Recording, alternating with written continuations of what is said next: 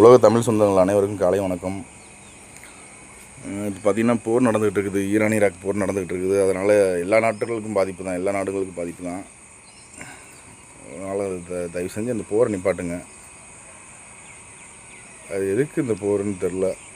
நான் வளர்ந்துட்டேன், ஒரு நாடு சொல்லுது நான் வளர்ந்துட்டேன், நான் என்னோடய பலத்தை காட்டுறேன்ட்டு காட்டிகிட்டு இருக்காங்க. அது எதுக்கு? நீ வளர்ந்துட்டே அப்படின்னா மற்ற நாடுங்களுக்கு உதவி செய்யலாம். அதனால் நீ பெரிய ஆளாகி காட்டலாம், அந்த மாதிரி காட்டலாம். போர் செஞ்சு தான் காட்டணும்னு அவசியம் இல்லை, சரிங்களா? இதனால் பாதிக்கப்படுறது மக்கள் தான், அந்த நாட்டு மக்கள் தான் ரொம்ப பாதிக்கப்படுவாங்க. பாவம் குழந்தைங்கள்லாம் இருக்கும், சரிங்களா? குழந்தைங்க, பெரியவங்க, பொதுமக்கள் எல்லாம் பாதிக்கப்படுறாங்க. தரமட்டமாக்கிட்டாங்க, கட்டடங்கள்லாம் தரமட்டமாகிடுச்சு. அதெல்லாம் எந்திரிச்சு திரும்ப அவங்களாம் எவ்வளோ கஷ்டப்பட்டு காசை சேமித்து அதை கட்டியிருப்பாங்க. அது என்ன ஒரு கனவோடு கட்டியிருப்பாங்க. ரொம்ப கஷ்டம். நம்ம நிம்மதியாக தூங்கிட்டுருக்கோம், அங்கே நிம்மதியாக தூங்குறாங்களா என்னன்னு தெரியாது. ஒவ்வொரு குழந்தைங்களும் எப்படி திக்குன்னு வாழ்ந்துக்கிட்டுன்னு தெரியாது. ரொம்ப கஷ்டம்.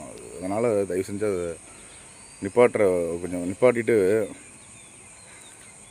நாட்டை உயர்த்துறதுக்கு பாருங்கள். நாட்டு பொதுமக்களுக்கு ஏதாவது உதவி செய்கிறதுக்கு பாருங்கள். நாட்டை உயர்த்துறதுனா உங்கள் உள்நாட்டு கட்டமைப்பை வலுப்படுத்துங்க. அந்தந்த நாட்டுக்கு தட்பவெப்ப நிலைக்கு ஏற்பவாறு உற்பத்தியை உயர்த்தி ஏற்றுமதி பண்ணுங்க, சரிங்களா? அப்படி பண்ணி மக்களுக்கு சேவை செய்யுங்க.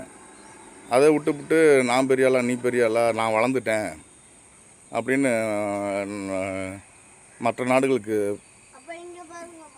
நாடுகளுக்கு சண்டை போட்டுக்கிட்டு வச்சுக்கிட்டு அது நல்லா இருக்காது.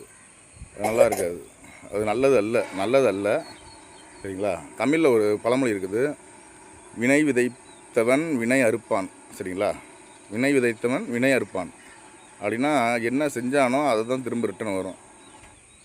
அது மாதிரி நீ என்ன செய்கிறியோ, நல்லது செஞ்சினா நல்லது கண்டிப்பாக வரும், நீ கெட்டது செஞ்சினா கண்டிப்பாக கெட்டது வரும், சரிங்களா?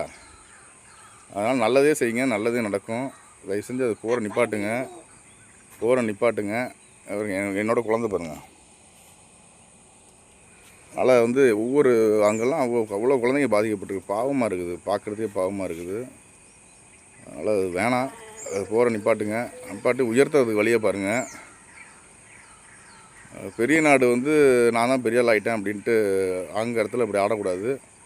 அப்புறம் மற்ற நாடுகள் எல்லாம் சேர்ந்து ஒதுக்கிடுச்சு அப்படின்னா என்ன செய்வாங்க சொல்லுங்க பார்ப்போம்.